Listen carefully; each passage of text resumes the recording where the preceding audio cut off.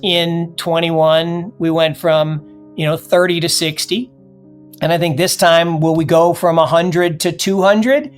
I don't. And why don't I? Because I think we don't have as much leverage this time. So I think we get to 170, 175, pick a number. And then we have a correction, but it won't be as big because we won't go up as high. Now, if we went to 200 or 220, then we have a 70+% correction. If we go to 170, maybe we only have a 40 or 50% correction. And so things that hold value, Bitcoin being digital gold, right? It has all the qualities of gold, but it's better in that it's more divisible and more portable.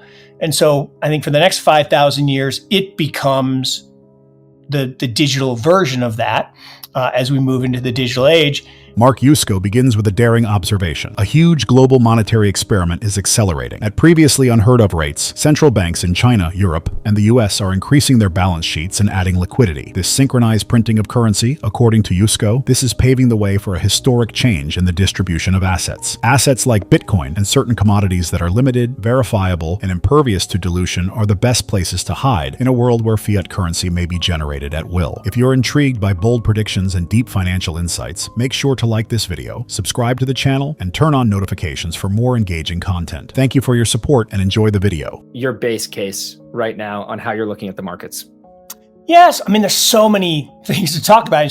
So the first would be which market, but let's talk about digital markets, crypto markets, and then we can back up into all markets.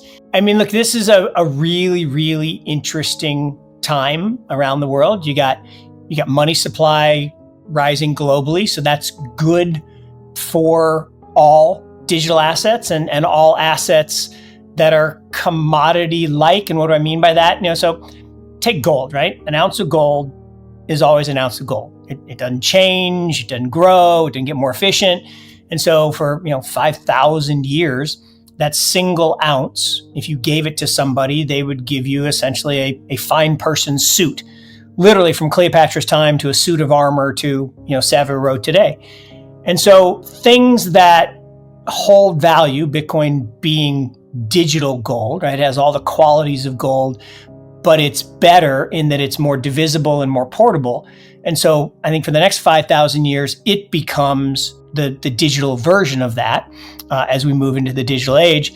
And so when I look at that market and all markets related to commodity-like assets in an expanding monetary supply scenario where you got China printing and the US talking about printing, Europe printing like crazy, those assets are going to rise. And gold's had a great year. In fact, most people have no idea. Gold has outperformed stocks for the last 25 years, compounded. Like, no, that's not true. Well, it's because, again, the gold didn't change. What changed is the number of dollars you need to buy the ounce of gold. So here's a fun fact, less fun if you are actually a stock investor. Equities, people say, oh, they're all-time highs.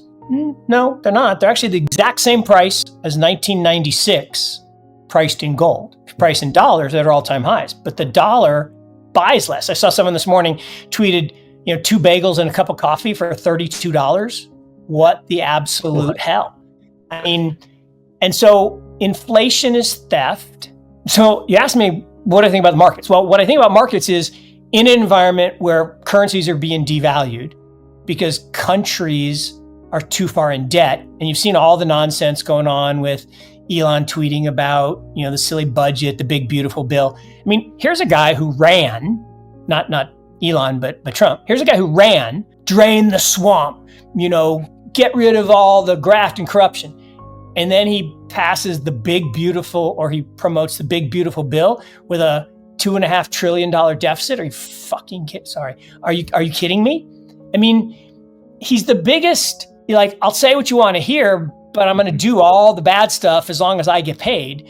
So what's going on fiscally around the world is so irresponsible that you can't help but want to protect yourself by owning assets like Bitcoin or gold or real estate or fine art or jewelry or whatever it is that is scarce. So anything scarce, I want to own. Anything you can't print, I want to own. Now, that doesn't mean all equities are bad. Overpriced equities are bad. People love CoreWeave, right? But I love it. I know you understand you love it because it's going up. Number go up, everybody loves. I loved your intro. People want generational wealth by next Monday. I love that.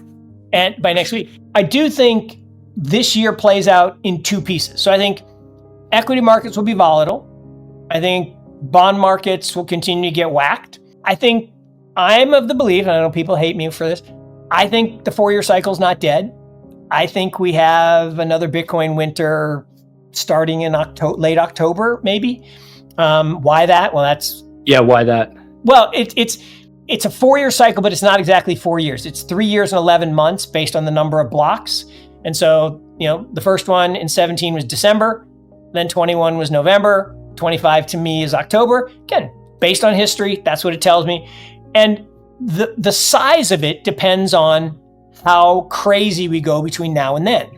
Historically, summer is kind of like this. It's like a roller coaster, up and down, but you end up in the same place, right? And then in the fall, between kind of September and Thanksgiving, you have the crazy ups. So in 17, we went from 10 to 20.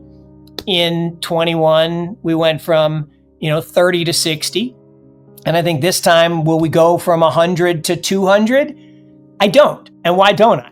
Because I think we don't have as much leverage this time. So I think we get to 170, 175, pick a number, and then we have a correction, but it won't be as big because we won't go up as high. Now, if we went to 200 or 220, then we have a 70+% correction. If we go to 170, maybe we only have a 40 or 50% correction. But if we don't ever get to 175, and Metcalfe's law number just keeps going up, and we get to 120 by the fall, and we're only at 125, then we won't have a correction. And then it'll just continue to rise. But that's my base case. Mark Yusko offers an important investment lesson. Unless you have thoroughly researched and comprehended the long-term worth of the item you are purchasing, don't keep throwing money at failing deals. In most cases, if the market moves against you in a way you weren't expecting, your assumptions are probably incorrect rather than the market. He emphasizes the well-known statement, losers average losers, attributed to the renowned trader Paul Jones. In other words, doubling down on bad trades without solid conviction is a quick way to lose big. Yusko advises the reverse, emphasizing your wins instead. You should think about adding more if an investment is doing well and your thesis is coming to fruition. He attributes this way of thinking to Julian Robertson, his mentor, who taught him the importance of building on achievements rather than attempting to save losing wagers. To remain up to date on the most recent developments in Bitcoin, cryptocurrencies, and the digital economy, please take a moment to like this video, subscribe to the channel, and enable post notifications. When you don't have a lot to lose, just keep making the mistakes, because then you learn.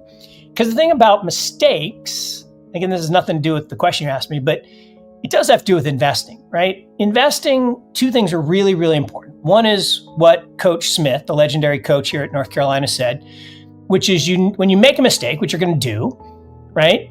Ralph, recognize it, admit it. Oh, that's the hard part. Learn from it. That's actually the easy part. Forget it.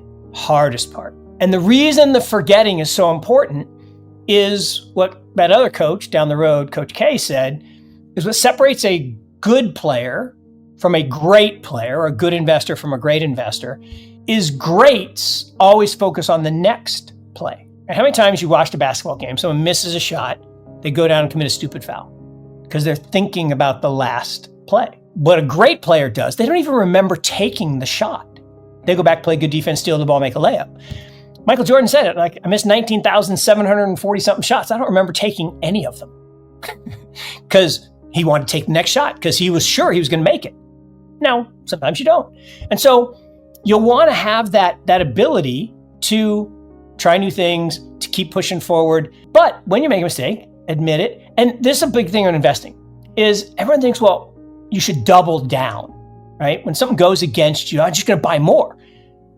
Well, yes and no. I mean, if you've done the work, and you know the value of the asset and it gets cheaper, okay, you could argue that does make sense.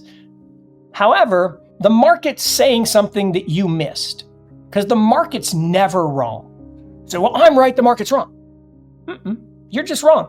So there's a famous picture of Paul Tudor Jones, famous hedge fund guy, in his dorm room at UVA. And it says, losers average losers. And it's so true. And that's particularly true in trading. Like in trading, You're never right and the market's wrong. You're always wrong. Just if something goes against you, get out.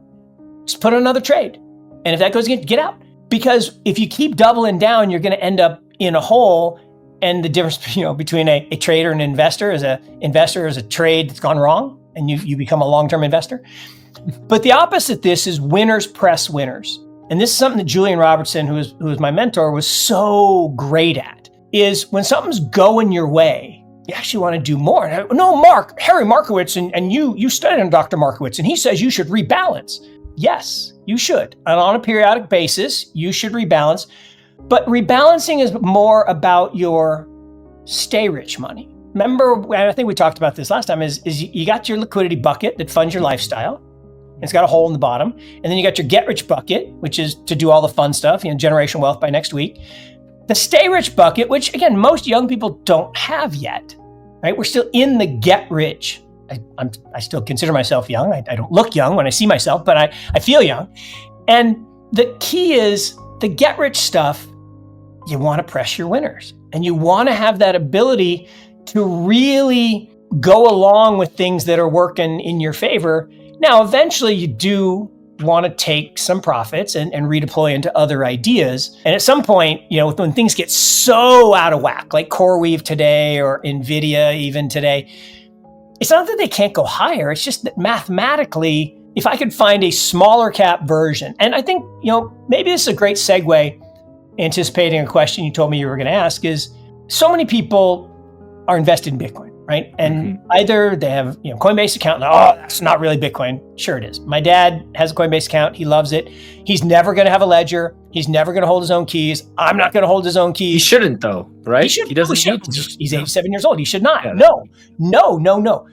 Now, if you want to hold your own keys, have your own, that is the future. Yes, that's beautiful. Now we have to fix some of the UI UX problems, but there's different things that make sense for having Bitcoin. Beyond that, people say, well, maybe I own MicroStrategy or Strategy now, Strategy B, which I think is eventually going to be called Strategy Bank. Although Saylor denied it in Vegas last week. He's like, no, we're never going to be called a bank, which is true because he doesn't want to be a bank. He wants to be a financial services company, but he still thinks he's going to call himself Strategy Bank. But so Strategy, you're like, well, why is that so good? People say, well, if they own Bitcoin, and that's really all they do because they flush the other business, then why should it trade above NAV? Okay, it's not a bad question.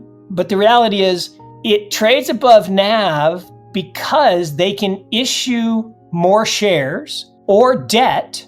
And the thing is, if you can issue debt with no recourse and no interest to buy more Bitcoin, then your Bitcoin per share goes up. According to Mark Yusko, one of the most crucial lessons in investing in life is how to deal with failure. He emphasizes the point by quoting great coaches like Dean Smith: "Everyone makes mistakes, but great people are able to acknowledge, own up to, grow from, and most importantly, move on from them. Like great athletes, great investors are constantly thinking about the next move. They avoid reflecting on the past. They move forward." He goes on to discuss an important rule. Unless you have done extensive research and are certain of the long-term worth of the assets you are holding, don't average down on losing trades. The market is usually trying to tell you something you missed if it moves against you. Yusko asserts that the market is always correct. You most likely are if you're losing money. He brings to mind the well-known statement made by hedge fund guru Paul Jones: "Losers average losers." That kind of behavior is particularly risky when trading because it can result in enormous losses. But there's a flip side to this. When something is working, when you're winning, press your winners. Yusko's mentor, Julian Robertson, was a master at this. Instead of pulling back when an investment performs well, Robertson would lean in and double down.